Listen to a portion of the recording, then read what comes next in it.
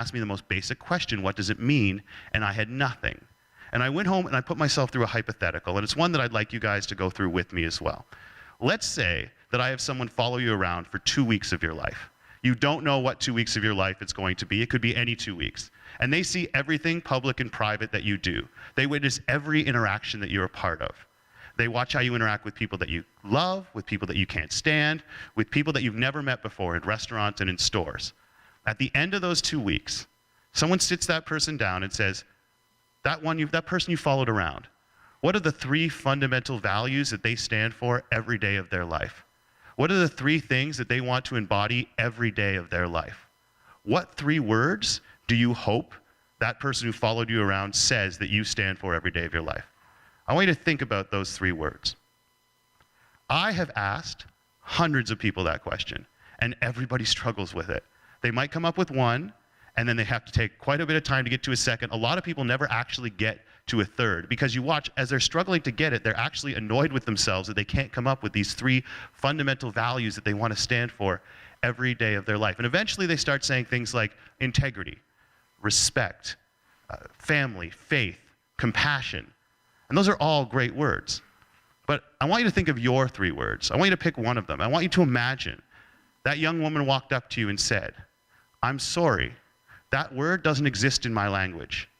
What does integrity mean?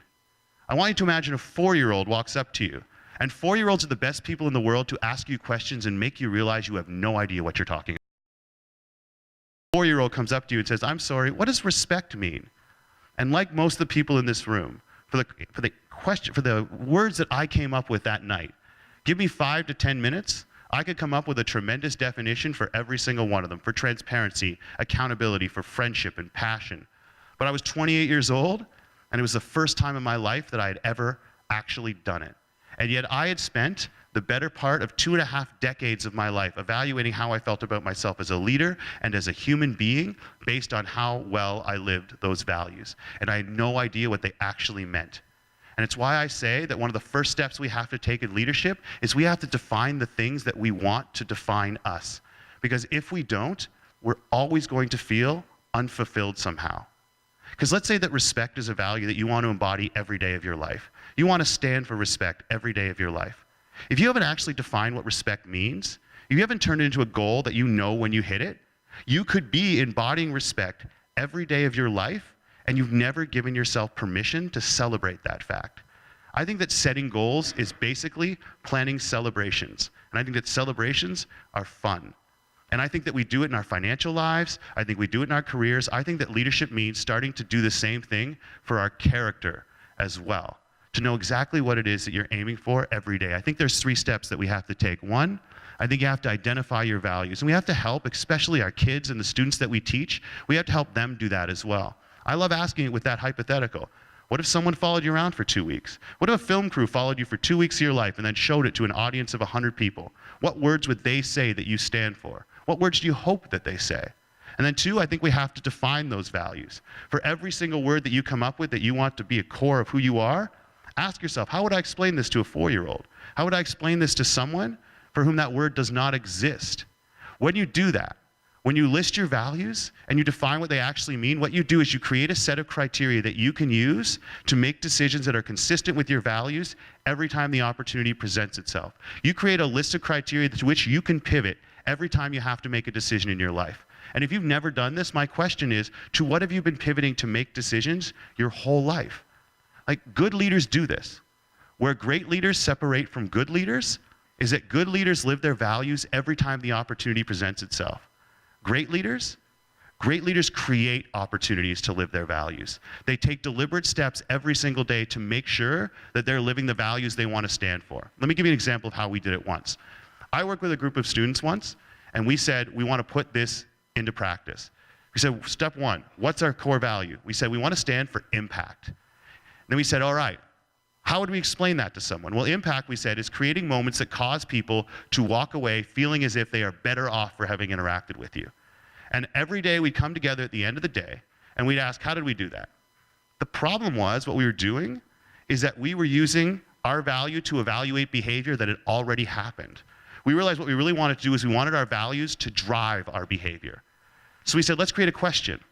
A question that if we ask and answer it every day, we know we've lived our core value. And we're going to make sure that we have an expectation of ourselves to answer that question, a personal cultural expectation to answer the question. Because if you think about your day, the list of to-dos that you have in a given day, most of them are obligations that you're trying to fulfill for other people. You got to go to work on time. You got to get that assignment done. You got to pick up the kids or go grocery shopping. We should have obligations to other people, and we should try to fulfill them. But when every obligation you have in a given day is to meet someone else's need or someone else's obligation, ultimately it's hard to feel like you're a leader. It's hard to feel like you're in charge of your own life. And we said even if 90% of our lives are to meet the obligations we made to other people, we will make obligations to ourselves. And this question will be where we start. And the question that we created, tied directly to our value of impact, is how have I recognized someone else's leadership today? And as soon as we started to make this a personal cultural obligation for ourselves of leadership, creating a culture of leadership in our own lives, things started to change. A few days after we created this question, I went to a grocery store. I went on a Saturday, which is ridiculous. Don't go to grocery stores on a Saturday. It's Cirque du Soleil in there. Every lineup, 25 people. Finally, I got in the shortest one. At the end of the line was the greatest cashier I've ever seen. This woman was a ninja. Everything she threw at the scanner beeped, and she would throw 6 things at the scanner at once. And I remember thinking, that is the best I have ever seen. And as soon as I said it to myself, I thought, what an odd thing that is to say. Because I started to realize that the more people in our society that we think can do a job, the less likely we are to recognize excellence in that job. And if you're an athlete, you're a musician, there are magazines dedicated to the top 50 of all time.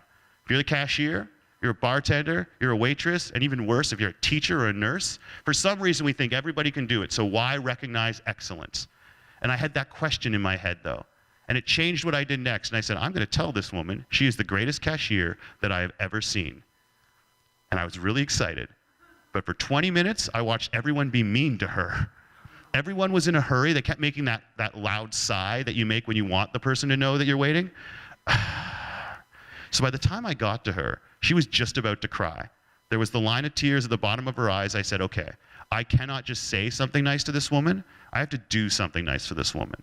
So I turned to the candy counter, and I said, excuse me, which of these chocolates do you think are the best? And she snaps at me. She goes, caramels. There is a list of words in the English language you do not expect to be snapped at you in anger, ever. Caramels is on that list. They're like, seriously, there's English words that you don't expect to hear. Bubbles, fluffy. The words don't sound right. And I was always taken aback. So I put the chocolates down on the belt, and she beeps them through and goes to put them in the bag. And I said, no, I got those for you. You look like you're having a really bad day. I thought you deserved chocolates. Because I wanted to make her smile, right? I was willing to drop $2 to make the cashier smile. She starts to cry. Not what I was going for. Because now all there is 20 people in line watching the woman cry across from the dude in the goofy hat. They don't know what just happened. I'm Canadian. I've apologized to inanimate objects I've tripped over, okay? So this crying woman set me off. So I started, oh, I'm so sorry, I didn't mean to upset you. And she goes, no, it's okay. It's just, nobody's even been polite to me today. And you bought me chocolates. I just don't know how to deal with it.